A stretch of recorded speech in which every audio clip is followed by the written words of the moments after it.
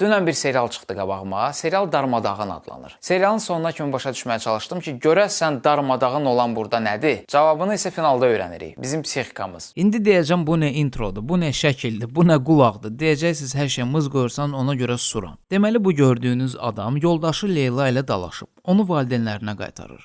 Canınıza azar olub, al qızına sahib çıxın. Qaqaş elə bil mağazaya bıraq mal qaytarmağa gəlib. Sizcə qız nə etmiş ola bilər? Mənim qızım nə edib ki? Ondan soruş. Qızından. Nə edib də bu qız? Sənin qızın da ailə dağıdan. Mən yox. Kimsə deyəcək bu qız nə edib ya yox? Hər ailədə söz-söhbət olur da. Ay qız, sən bilmirsən o Leylanın canında nələr var. Nə var bu qızın canında?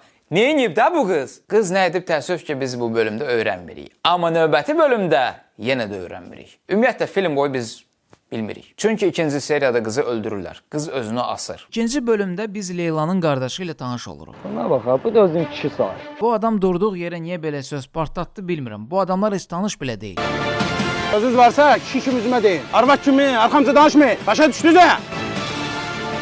Gör kitabı baxan var.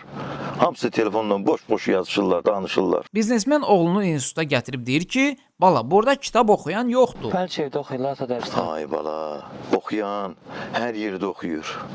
Təsəvvür elə bu dialoq stomatoloqla keçir. Ay bala, dişini fırçalayan hər yerdə fırçalayır. Ya da klinikada. Siz xəstəsiz, sizi kimyoterapiyaya götürməliyik. Doktor, sağaldan hər yerdə sağaldır. Müəllim, sizin uşağınız ola bilməz də, yəni başa düşün. Ay doktor, sizcə dialoqları yazan adamın neçə yaşı var?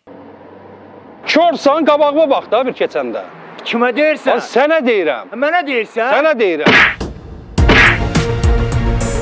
Bilmirəm neçə yaşı var, amma hələ də məncə məktəbdə oxuyur. Kimə deyirsən? Sənə deyirəm. Mənə deyirsən? Ödüş.